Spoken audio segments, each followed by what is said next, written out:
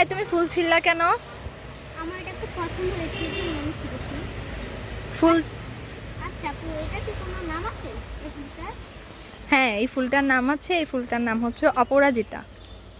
আচ্ছা, এই ফুলের কোনো ইংরেজি নাম আছে? হ্যাঁ, প্রত্যেকটা ফুলেরই ইংরেজি নাম থাকে। যেমন এটারও আছে, এটার নাম হচ্ছে এশিয়ান পিজন উইংস। এটার কারণ কি জানো? এটা দেখতে অনেকটা ময়ূরের পিছনের অংশের মতো দেখতে, মানে পাখাগুলোর মতো দেখতে। হ্যাঁ। এই কারণে এটার নাম এশিয়ান পিজন উইংস। আচ্ছা, এই ফুলগুলো কি কোনো মানুষের উপকার করতে পারে? হ্যাঁ, এটা অনেকে চা করে খায়, আবার অনেকে দেখা যায় আয়ুর্বেদ চিকিৎসায় এটা বেশি ব্যবহৃত হয়। এটাতে মূল, তারপর পাতা, বীজ, ফুল এগুলি সব ব্যবহার করা হয় আয়ুর্বেদ চিকিৎসায়। অ্যান্ড তুমি যখন দেখবে যে বিভিন্ন ক্ষেত্রে এগুলা ব্যবহার করা হয়, যেমন যারা ডায়াবেটিক নিয়ন্ত্রণে রাখতে চায় তারা এর চা খায় বেশি। তারপর ওজন কমানোর ক্ষেত্রেও এটা খুবই গুরুত্বপূর্ণ, উপকারী একটা ফুল।